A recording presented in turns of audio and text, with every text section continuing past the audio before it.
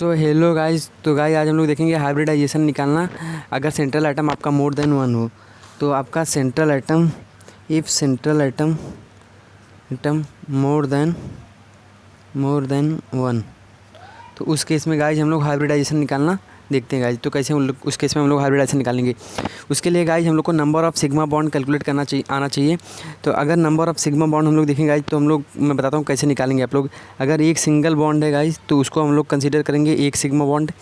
Double bond है guys तो उसमें एक सिग्मा गाइस आता है प्लस एक पाई आएगा। उसके बाद गाइस एक ट्रिपल बॉन्ड है गाइस आपका, तो उसमें एक सिग्मा आएगा प्लस दो पाई आएगा।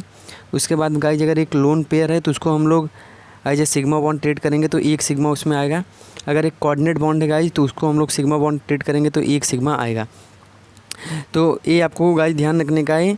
तो हम लोग को सिर्फ सिग्मा बॉन्ड देखने का है, सिग्मा बॉन्ड देखने का कि सेंट्रल आइटम कितना सिग्मा बॉन्ड बना रहा है। तो अगर guys number of sigma bond इधर मैं लिखता हूँ, आपका हाइब्रिडाइजेशन।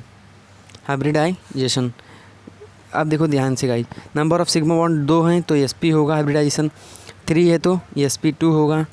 उसके बाद आपका 4 है तो sp3 होगा। यही आपका 5 है तो sp3d होगा। उसके बाद यही 6 है तो sp3d2 होगा। उसके बाद यही 7 है, hybrid 7 number of sigma bond है तो sp3d3 होगा। अब जैसे गाइस मुझे ब्यूट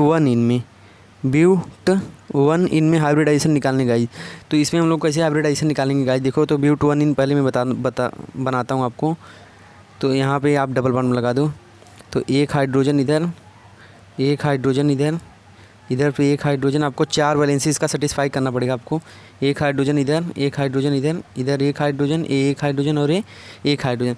तो हर कार्बन का आपका हाइब्रिडाइजेशन निकालने का है। एक कार्बन आपका क्या है, सेंट्रल आइटम है, तो हर कार्बन का आपका हाइब्रिडाइजेशन निकालने का है। तो गाइस देखो ये कार्बन कितना सिग्मा बॉन्ड फॉर्म कर रहा है, 1 2, और ये पहला जो बॉन्ड रहता है गाइस सिग्मा होता है मल्टीपल बॉन्ड में, और बाकी क्या होते हैं, पाई। तो 1 2 और ये 3, तो इसका हाइब्रिडाइजेशन गाइस 3 के लिए क्या हो जाता है, sp2। इसमें देखो गाइस 1 सिग्मा, 2 सिग्मा और ये 3 सिग्मा, तो इस केस में भी आपका sp2। इस केस में गाइस देखो ध्यान से 1 2 3 और ये 4, तो इसमें गाइस क्या हो जाएगा हाइब्रिडाइजेशन sp3। इस केस में गाइस 1 2 3 और 4, तो इस केस में हाइब्रिडाइजेशन क्या हो जाएगा आपका sp3।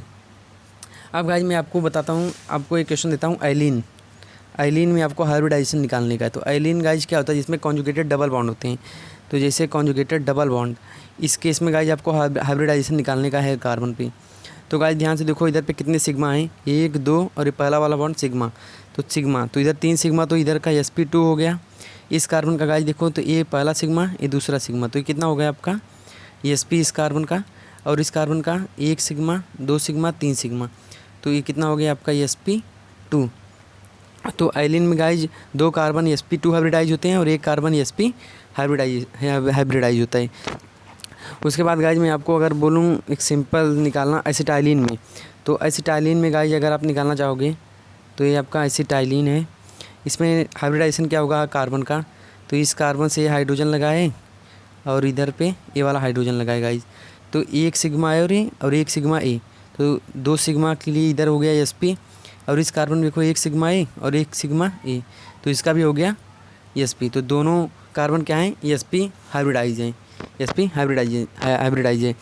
तो होप गाइज आपको ये वीडियो समझ में आया होगा गाइज, आपको ये लेक्चर समझ में आया होगा गाइज। अगर आपको ये वीडियो में कोई भी डाउट है गाइज तो आप चैट बॉक्स में लिखो, मैं आपको रिप्लाई दूंगा उसका। Thank you so much. अगर वीडियो अच्छी लगी हो गाइज तो चैनल को लाइक करो। अब मिलते हैं नेक्स्ट ट्रिक के साथ। Thank you so much.